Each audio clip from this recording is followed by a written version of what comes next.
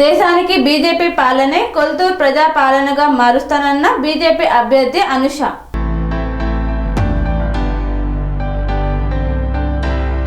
తెలంగాణ రాష్ట్ర మున్సిపాలిటీ ఎన్నికలలో భాగంగా మూడుచింతలపల్లి మున్సిపాలిటీ పరిధిలోని కొల్తూరు 18వ వార్డు మున్సిపల్ కౌన్సిలర్ అభ్యర్థిగా వెంకగల్ల అనూష గెలిపే లక్ష్యంగా బీజేపీ నేతలు ప్రచారాన్ని నిర్వహిస్తున్నారు.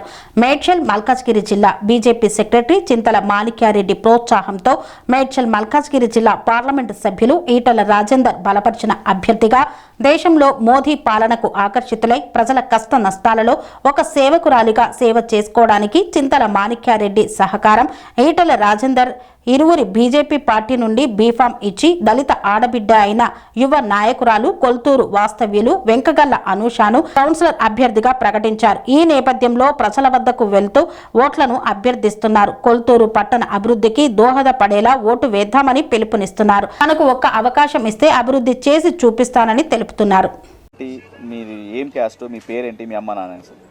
నా పేరు వెంకగల్ల అనుష అన్న. మా తండ్రి పేరు వచ్చేసి వెంకగల్ల బాలయ్య.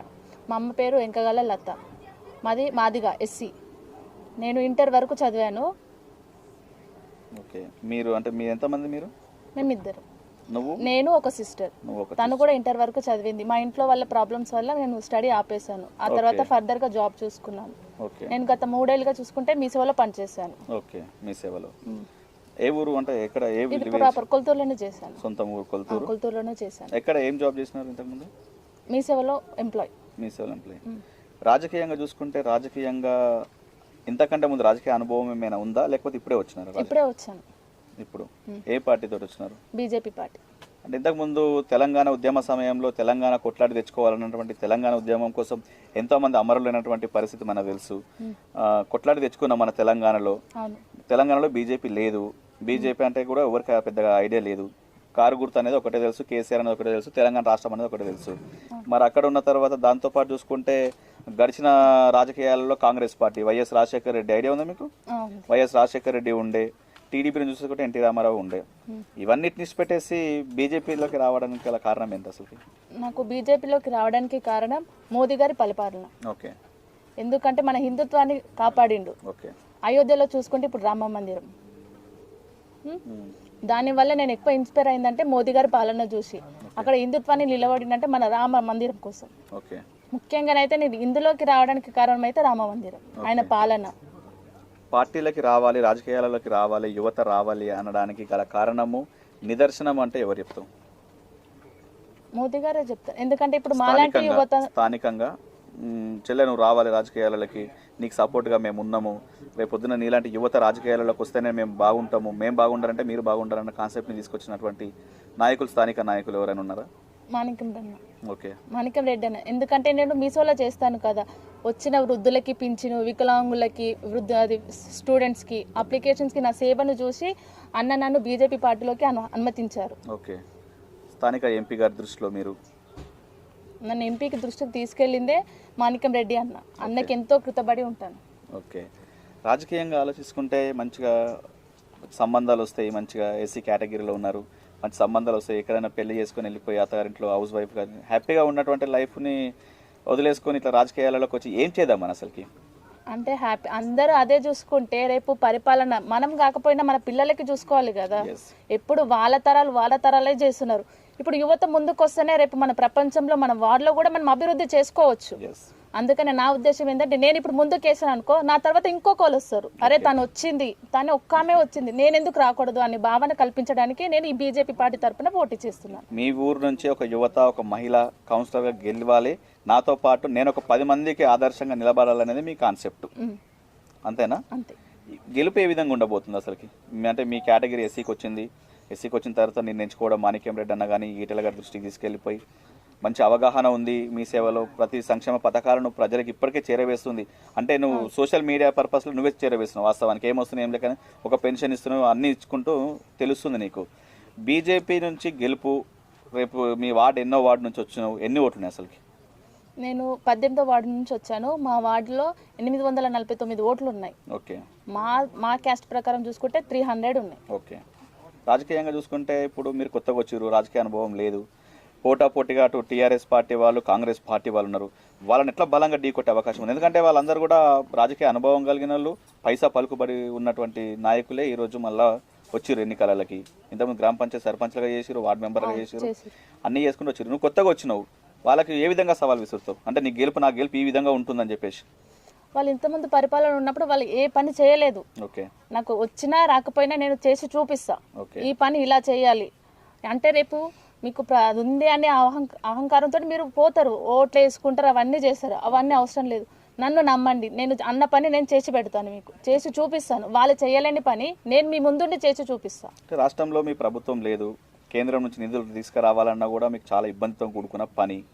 మీకు అక్కడ దాకా నాకు అవసరం లేదన్న నాకు ఉన్నటువంటి నాయకులు, నా మోడీ అయినా, నాకు రేపు పొద్దున మా సీఎం అయినా, మా ఈటెల గారు, మా మాణిక్యం అన్న అని చెప్తావా? లేకపోతే ఇంకా పోరాటం ఏ విధంగా చేస్తా అని చెప్తావా? అసలుకి ఇప్పుడు మా బీజేపీ పార్టీ లేదు అంటున్నా.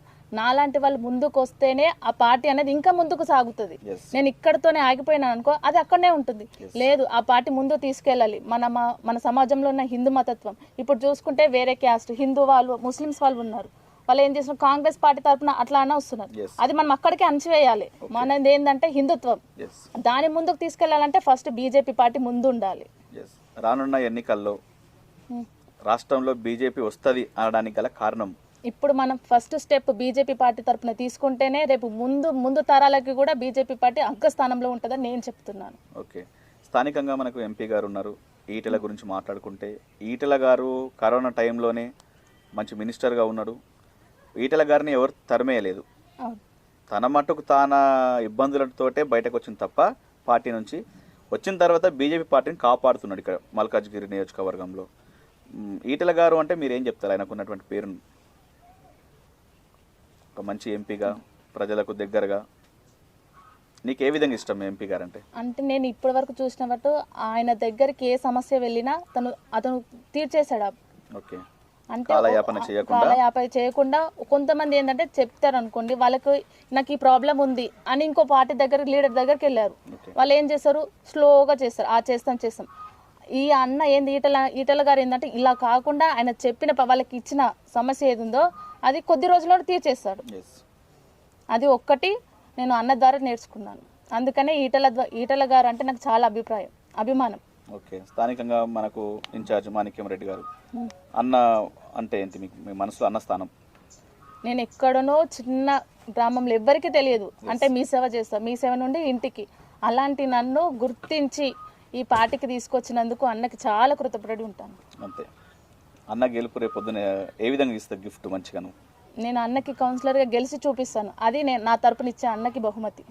ఓటర్స్ చెప్తున్నారు, ఇప్పుడు ఓటర్స్ దగ్గరికి టీఆర్ఎస్ వాళ్ళు, కాంగ్రెస్ వాళ్ళు వెళ్తున్నారు. పాపకు రాజకీయ అనుభవం లేదు, పాపకు ఎందుకు ఇచ్చారో తెలియదు, ఏదో వాళ్ళ పార్టీని కాపాడుకోవడానికి, వాళ్ళ గొప్పతనం చూపించుకోవడానికి ఎవరినో తీసుకొచ్చేసి పెట్టిర్రు ఒక క్యాండిడేట్గా, ఆమె గెలుస్తుందా అన్నటువంటి ఆలోచనతోటి ఆ ప్రతిపక్ష పోలు ఓటర్స్ దగ్గరికి వెళ్తున్నారు. ఓటర్లకు నువ్వేం చెప్తావు? వాళ్ళకి అసలు నా గురించి వాళ్ళకి అవసరం లేదు, గెలుస్తుందా అన్న డౌట్ వాళ్ళకి ఎందుకు? వాళ్ళు స్ట్రాంగ్గా ఉంటే వాళ్ళ ప్రచారం వాళ్ళని చేసుకోమనండి, నా గురించి అవసరం లేదు. నేను వెళ్ళినప్పుడు కూడా వాళ్ళు అది చేయలేదు, నేనేం చెప్పలేదు. అమ్మ నాకు ఓటేయండి, నేను గెలిచి చూపిస్తాను. నువ్వు చెప్పిన పని నేను చేయకపోతే నువ్వు రేపు నా ఇంటికి వచ్చి అడుగు. రేపు నువ్వు వెళ్ళి వాళ్ళని అడగలేవు కదా, ఇప్పుడు నువ్వు వాళ్ళని గెలిపిస్తావు, వాళ్ళు ఏదో నీకు ఇచ్చేస్తారు సో అండ్ సో. నువ్వు రేపు వాళ్ళ ఇంటికి వెళ్ళి అడిగాక వాళ్ళు ఏమంటారు, అమ్మ నువ్వు ఉట్టిగా ఓటేయలేదు కదమ్మా, ఎట్లా అడుగుతున్నావు ఇప్పుడు అంటారు. అదే నేను పెట్టకుండా నేను చేస్తా, అమ్మ నేను నీకు ఓటేసిన, నేను గెలిపించాను, నాకేం పని చేసి పెట్టు 100%. రైట్ నీకు ఉంటుంది. యువతగా ఒక విద్యావంతురాలిగా ఎందుకంటే నేను చదువుకున్న పర్సన్, వాళ్ళు చదువుకోలేదు. ఇప్పుడు ఏదైనా అప్లికేషన్ చేయాలన్నా వాళ్ళు ఫర్దర్ వేరే వాళ్ళని అడుగుతారు. అదే అప్లికేషన్ ఎలా చేయాలి, ఎక్కడికి పోతే ఏ ప్రాసెస్ ఎలా ఉంటుందో ప్రతి ఒక్కటి నాకు తెలుసు. అదొకటి. తెలంగాణ రాష్ట్రం కొట్లాడి తెచ్చుకున్న తెలంగాణ రాష్ట్రం 10 సంవత్సరాలు గడిచింది. 10 సంవత్సరాలలో నీళ్లు, నియామకాలు, నీలాంటి యువతకు ఉద్యోగాలని చెప్పేసి, ఎన్నో రకాలుగా డబల్ బెడ్రూమ్స్ అని చెప్పేసి, 3 ఎకరాల భూమి అని చెప్పేసి 10 సంవత్సరాల కాలయాపన గడిపిన టీఆర్ఎస్ పార్టీ కోసం నీ మనసులో బాధ, నువ్వు హ్యాపీగా ఉన్నావా 10 సంవత్సరాల టీఆర్ఎస్ పాలనలో? టీఆర్ఎస్ పార్టీ నుంచి నాకు అస్సలు లేదు, ఎందుకంటే నేను స్టడీ ఉన్నప్పుడు నాకు ఏ ఒక్క ఫండ్ రాలేదు. ఓకే, అటు టీఆర్ఎస్ చూసుకున్నా, ఇటు కాంగ్రెస్ చూసుకున్నా, ఏ పార్టీ నుండి నాకు ఏ ఒక్కటి మా ఫ్యామిలీకి రాలేదు, నాకు రాలేదు. టీఆర్ఎస్ పరంగా చూసుకుంటే డబుల్ బెడ్రూమ్ ఇల్లులు ఇచ్చిర్రు, కానీ అవి కొన్నిట్లకి సరిపోలేదు. కొంతమంది అవి ఉన్నాయని ఇవి ఉన్నాయని చెప్పారు, అది నాకు నచ్చలేదు. నిరుద్యోగులకు ఉద్యోగాలు అన్నారు, అవి ఎక్కడిచ్చారు? ఇక్కడికి రాలేదు. ఓకే. కాంగ్రెస్ తరపున చూసుకుంటే కాంగ్రెస్ పార్టీ 420 హామీస్ అని చెప్పేసి ఇప్పుడు అన్ని మేమే చేసినాము, ఇందిరా మిన్లు ఇచ్చినాము, ఆనాడు ఇందిరా మిన్లు ఇచ్చినాం మేము, ఈనాడు ఇందిరా చీరలు ఇస్తున్నాం, ఇందిరా మిల్లు ఇస్తున్నాం, ఉచిత కరెంట్ ఇస్తున్నాం, ఉచిత గ్యాస్ ఇస్తున్నాము, రేషన్ బియ్యం ఇస్తున్నాం, సన్న బియ్యము అని చెప్పేసి ప్రజలకు పోతున్నారు. ఎక్కడైనా పోయినా కూడా మేడ్చల్ అంటేనే కాంగ్రెస్ అంటేనే మేడ్చల్ అని చెప్పేసి ఒక విపరీతమైనటువంటి ప్రచారం చేసుకుంటున్నారు. అలాంటి సంక్షేమ పథకాలు మీ గ్రామంలో నువ్వు, ఎందుకంటే నీకు అన్నీ తెలుసు, ఎందుకంటే ఎవరు ఎక్కడ అప్లికేషన్ చేసుకుంటే ఎవరికి ఏది వచ్చింది. ఉదాహరణ, ఒకరికి ఫ్రీ కరెంట్ చేసుకోవాలన్నా కూడా మీ సేవకు వచ్చి ఒక ఉచిత పవర్కి సంబంధించి బిల్కి మనం చేసుకోవాల్సి వస్తుంది. మీ ఊర్లో బయట పక్కన పెట్టేసి మీ ఊర్లో అలాంటి లబ్ధిదారులు కాంగ్రెస్ పార్టీ నుంచి ఉన్నారు ఎవరైనా? ఉన్నారు. ఎంతమంది ఉంటారు అసలు? ఫ్రీ కరెంట్ అదంటే వచ్చింది, కానీ ప్రతి ఒక్కటి కావడానికి ఫండ్ ఎక్కడి నుంచి వస్తుంది? కేంద్రం నుండి వస్తుంది. అది మనం ఎవరు గుర్తించాలి? ఓటర్లు గుర్తించాలి. వాళ్ళు హామీలు ఇచ్చేస్తారు, వాళ్ళు ఎక్కడికి వెళ్ళాలి? వీళ్ళు ఇచ్చిన హామీలు వాళ్ళు నెరవేర్చాలంటే ఆ ఫండ్ కోసం ఎక్కడికి వెళ్తారు? కేంద్రం దగ్గరకే కదా, మన మోడీ గారి దగ్గరకే కదా వెళ్ళాల్సింది. ప్రతి ఒక్కరు గుర్తించుకోవాల్సింది ఏంటంటే మనకు వచ్చే ప్రతి ఒక్క నిధి ఏదైతే మనకు అవి వస్తున్నాయో ప్రతి ఒక్కటి మన కేంద్రం నుండే వస్తుంది. అది ఒక్కటి గుర్తు పెట్టుకొని బీజేపీ పార్టీకి ఓటేయండి. బీజేపీ పార్టీ అంటే ఇంకా ఏం చెప్తావు? బీజేపీ పార్టీ అంటే ఎందుకంటే ఇంతకుముందు భారతదేశంలోనే విపరీతమైనటువంటి అరాచకాలు జరుగుతున్నటువంటి సమయం మనకు తెలిసిందే. అల్ఫా హోటల్ బాంబ్ బ్లాస్టులు కానీ, తర్వాత ఇక్కడికి పోతే ముంబై హోటల్ బాంబ్ బ్లాస్టులు కానీ, ఇంకా హైదరాబాద్లో బతకాలంటే చాలా విపరీతమైన పరిస్థితి ఉంటుండే సెటిలర్స్ తోటి. ఇప్పుడు నరేంద్ర మోడీ వచ్చిన తర్వాత కొన్ని సమస్యలు చెక్ పెట్టిరు, దానికి నువ్వేమంటావు? నిన్న మొన్న చూసుకుంటే సింధూర్ ఆపరేషన్ జరిగింది, అదొక్కటి సరిపోతుంది బీజేపీ పార్టీకి. దానివల్ల అది రాకుండా మన మహిళలు వెళ్ళి చేయించారు అది సింధు ఆపరేషన్. అదొక్కటి సరిపోతుంది అన్న బీజేపీ పార్టీకి. ఈ కాంగ్రెస్ ఈ టీఆర్ఎస్ కన్నా బీజేపీ పార్టీ ద్వారా ఒక సింధు ఆపరేషన్ జరిగింది. ఇప్పుడు ఇక్కడ మనం ఇంత హ్యాపీగా మాట్లాడుకుంటున్నాం అంటే కారణం ఎవరు? మోదీ గారే కదా. నరేంద్ర మోడీ పరిపాలననే ఇక్కడ వరకు నరేంద్ర మోడీ 2 సార్ల పిఎం ప్రధానమంత్రి 2 సార్లు కొనసాగుతుంది. ఆయన ప్రత్యర్థులు చాలా మంది పోటీ చేసినప్పటికీ కూడా చాకచక్యంగా సింపుల్గా నరేంద్ర మోడీ గారు 2వ పరిపాలన కొనసాగుతుంది.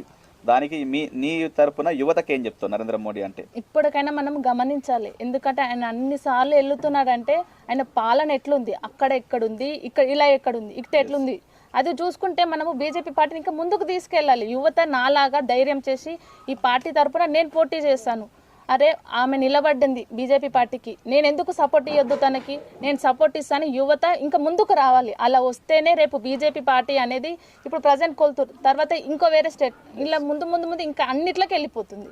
రేపు మన ఫ్యూచర్స్ కూడా బీజేపీ పార్టీ గురించి మనం చెప్పుకోవడానికి ఉంటుంది. ఇప్పుడు కాంగ్రెస్ అంటే అదేముంది, అవినీతి. ఆయన రేవంత్ రెడ్డి గారు మహిళలకి 2,500 ఇస్తా అన్నాడు, ఇప్పటి వరకు నెరవేర్చనే లేదు, ఒక్కరి అకౌంట్లో కూడా పడలేదు. ఫ్రీ బస్ పెట్టాడు, అది ఎందుకు పెట్టాడు? అందరు కొట్టుకోవడమే. అది పెట్టడం ఎలా? స్టూడెంట్స్కి పెడితే ఉపయోగపడుతుంది. అందరికి పెట్టడం వల్ల ఇప్పుడు ఆటో డ్రైవర్స్ వాళ్ళేంటి, వాళ్ళు ఒక పని చేసుకుంటేనే వాళ్ళకి నడుస్తుంది, అలాంటిది వాళ్ళని కూడా తీసేసినట్టు అవుతుంది కదా. ఫ్రీ బస్ అనేది అది మైనస్ పాయింట్. ఓకే. రాజకీయంగా చూసుకుంటే ఇక్కడ మీరు అన్నట్టుగా కాంగ్రెస్ పార్టీ, ఎంతకన్నా ముందు టీఆర్ఎస్ పార్టీ. మీ గ్రామ స్థాయిలో చూసుకుంటే మీ గ్రామ స్థాయి నువ్వు చిన్నగా ఉన్నప్పటి నుంచి ఏ విధంగా ఉంది, ఇప్పుడు ఏ విధంగా ఉంది? ఎవరైనా గ్రామానికి వచ్చింది ఇప్పుడు ఎలక్షన్స్ వస్తున్నాయి అంటే డెవలప్ చేస్తారు, ఆ తర్వాత ఊరు వైపు చూసే వాళ్ళే ఉండరు. ఎవరైనా ఇప్పుడు కాంగ్రెస్ వాళ్ళు వచ్చారు, ఇప్పుడు వాళ్ళకి ఎలక్షన్స్ వస్తున్నాయి కాబట్టి అవి చేస్తాం ఇవి చేస్తాం అనే వస్తారు, ఆ తర్వాత ఎవరు రారు. కానీ బీజేపీ పార్టీ అలా ఉండదు ఎప్పుడైనా సరే. ఈటెల గారు చూడండి, ఇప్పుడు ఎంపీ, మనం ఏదైనా సమస్య తీసుకొని వెళ్తే ఆయన పరిష్కరిస్తాడు. ఇప్పుడు వాళ్ళ దగ్గరికి వెళ్తే చేస్తారా? ఎవ్వరూ చేయరు. గ్రామ స్థాయి చూసుకుంటే మీ గ్రామంలో ఒక సమస్యతో కొట్టుమిట్టాడుతుంది అంటే ఆ సమస్య ఏదైనా ఉంది అంటే ఏం చెప్తావు? డ్రైనేజ్ వ్యవస్థ కానీ, సీసీ రోడ్ వ్యవస్థ కానీ, స్ట్రీట్ లైట్స్ కానీ, లేదు అనుకుంటే శ్మశాన వాటికలు కానీ, మరుగుదొడ్లు కానీ, క్రీడా ప్రాంగణాలు కానీ, ఎందుకంటే యువత అందరు ఉన్నారు కాబట్టి ఈ సమస్య మా ఊర్లో చాలా పెద్ద సమస్య, గీదన్నా ఎన్ని సంవత్సరాలన్నా ఈ సమస్య తీరలేకపోతుంది, నేను కౌన్సిలర్గా గెలిస్తే మొట్టమొదటగా నేను ఈ సమస్య పైన పోరాటం చేస్తా అని చెప్పడానికి మీ ఊర్లో సమస్య ఏదైనా ఉందా? ఫస్ట్ యువత కంటే స్టూడెంట్స్ కూడా వాళ్ళకి కూడా గ్రంథాలయం ఉండాలి. ప్రతి ఊర్లో గ్రంథాలయం అది లేదు ఈ ఊర్లో. మళ్ళీ ప్లే గ్రౌండ్ అంటే ఆడుకు పెద్దవాళ్ళకి ఎవరికైనా అది కూడా లేదు. ఇంకా మెయిన్ అంటే విన్నాయా అంటే పోటీ చేసి గెలుస్తున్నారు, అందరు గెలుస్తున్నారు, కానీ చాలా మట్టుకు ఏంటంటే వృద్ధులకి పింఛన్ రావటం లేదు. కొత్త పింఛన్ ఇస్తా అన్నాడు, అది ఇవ్వలేదు. వృద్ధులకి అవి కూడా ఎందుకంటే మనం గెలిచినాం అనుకో, వీళ్ళు వచ్చి అడిగి నేను మీసోలో పనిచేస్తాను నాకు తెలుసు. నాకు చాలా మంది ఇచ్చిన కంప్లైంట్ ఏంటంటే పింఛన్ రావట్లేదు, ఎట్లా చేసుకోవాలి. వాళ్ళ దగ్గరికి వెళ్తే ఒక లీడర్ దగ్గరికి వెళ్తే మీ సభకి వెళ్ళి అంటారు, అక్కడ నుంచి వెళ్తే గ్రామ పంచాయతీకి వెళ్ళి వాళ్ళు ఏమంటారు మళ్ళీ మీ సభకి వెళ్ళండి అమ్మా మీరు అక్కడనే చూసుకోండి అని. వాళ్ళు నన్ను ఎందుకు తిప్పుతున్నారు? ఒక లీడర్ అన్నప్పుడు నువ్వు చేస్తా అన్న పని నువ్వు చేసి చూపెట్టాలి. ఆమె అలా తిప్పకూడదు. ఆమె ఏమున్నాయో అవన్నీ తీసుకొని డైరెక్ట్ నువ్వు వెళ్ళి నువ్వు చేపియాలి. అది నీ బాధ్యత. తను ఓటేసి నిన్ను గెలిపించుకుందంటే ఆ బాధ్యత తనది అవుతుంది, కానీ పక్కోళ్ళది కాదు కదా. నువ్వు గెలుస్తున్నావు కౌన్సిలర్గా 15వ వార్డు మీ ఊరు నుంచి, మొట్టమొదటిగా 18వ వార్డు నుంచి నువ్వు గెలుస్తున్నావు. అన్న నేను గెలిచినాక మొట్టమొదటిగా మా అన్నకు నీకు ఈ పని చేసి చూపిస్తా, మా ఇన్ఛార్జిగా మాణిక్యం రెడ్డి గారికి కానీ స్థానిక ఎంపీ గారికి కానీ నా ఊరు ప్రజలకు కానీ మొట్టమొదటిగా నేను పెట్టే సంతకం మా ఊర్లో ఈ సమస్య పైన అంటే ఏం చెప్తావు? వృద్ధుల పింఛన్. ఓకే. ఎందుకంటే నేను మీసోలో పనిచేసిన చాలా మంది వచ్చి ఏడ్చారు, మా ఇంట్లో చనిపోయి ఇన్ని సంవత్సరాలు అవుతుంది నాకు పింఛన్ రావట్లేదు. వృద్ధులకి ఏంటంటే వాళ్ళకి పింఛన్ వస్తే దానిపైన ఒకరిపైన వాళ్ళు ఆధారపడలేరు కదా, అందుకనే నేను పింఛన్ పైననే చూసుకుంటాను. కాంగ్రెస్ పార్టీ పథకాలతోటి బీఆర్ఎస్ పార్టీ డబ్బుతోటి ఎన్నికల ముందుకు వస్తుంది, ఓటర్లకు నువ్వేం చెప్తావు ఆ విషయంలో?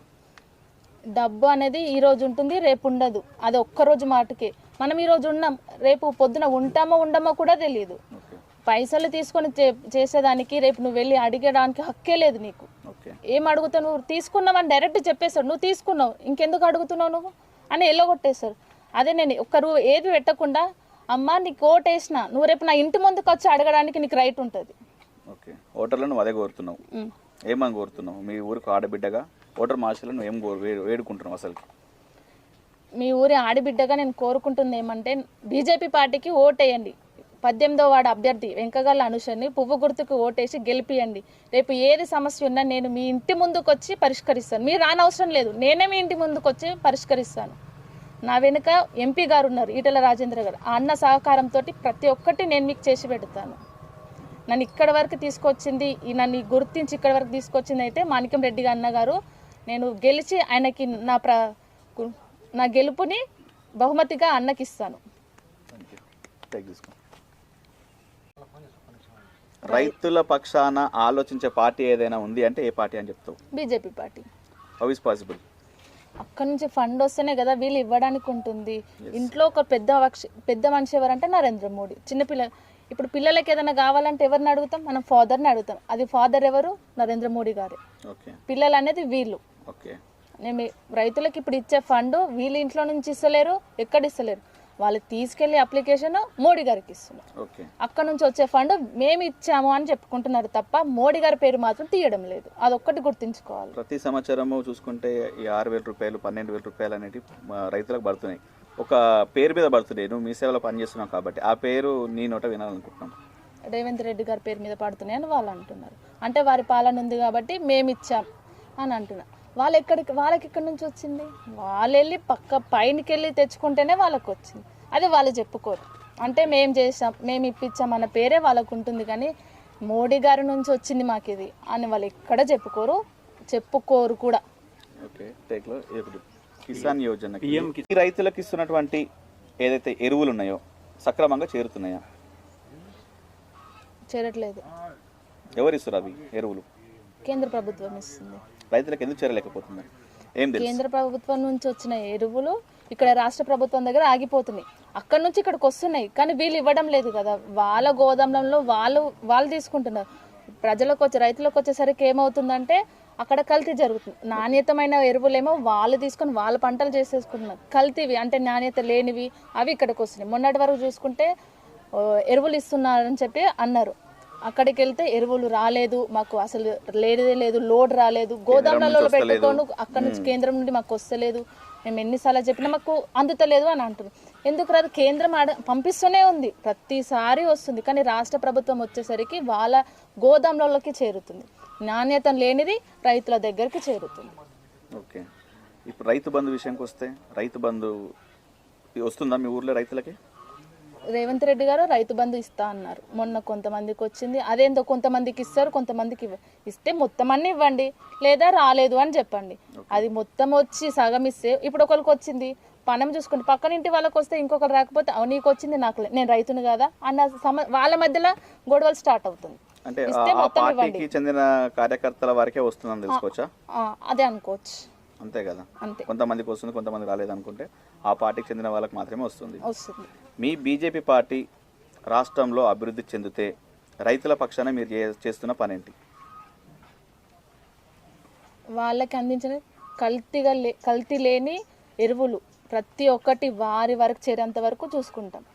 ఈ రైతు బంధువు కానీ ఇప్పటికీ చూసుకుంటే పిఎం కిసాన్ ప్రతిసారి పడుతుంది వాళ్ళకి. రైతు బంధులాగా సగం కొందరికి ఇచ్చి కొందరికి లేదు. మోడీ గారు ఎలా ఇస్తే అందరికీ సమానంగా చేస్తారు. అది మోడీ అంటే ఏంటిది, ఏది చూసినా అందరి ప్రకారం చూసినా సమానం, ఈక్వాలిటీ. వీళ్ళలాగా పక్షపాతం లేదు కదా. అది రైతులకి ఎక్కువ పోతుందని మరీ తక్కువ చేసి రైతులకు ఇచ్చింది నరేంద్ర మోడీ గారు. ఒక బస్తా పైన 3,000 రూపాయలు ఉంటే 60 to 70% ఇస్తున్నామని చెప్తున్నారు, నిజమేనా? నరేంద్ర మోడీ 60 to 70% డిస్కౌంట్ చేస్తే రైతులకి అందాలని అతి తక్కువ రేటుతో వాళ్ళకి ఇస్తున్నారు. అంత పర్సెంటేజ్ తగ్గించి మరి రైతులకు ఇస్తున్నారు. సెరెనిటీ మోడల్ హై స్కూల్ విద్యార్థులకు అమ్మఒడి, సామాన్యులకు అందుబాటులో ఉన్న బడి సెరెనిటీ. మేడ్చల్ జిల్లాలో మేటిగా నిలిచి సాటిలేని ఫలితాలను సాధిస్తున్న #1 స్కూల్ సెరెనిటీ. మా ప్రత్యేకతలు ప్రతి విద్యార్థి పట్ల వ్యక్తిగత శ్రద్ధ, activity based learning and digital classrooms, computer lab, 100% ఫలితాలు, sports and cultural activities, yoga, abacus మరియు Vedic maths education. Please visit Serenity Model High School, Nagaram. Admissions are in progress. Call 040-271-46899 and 040-271-48699.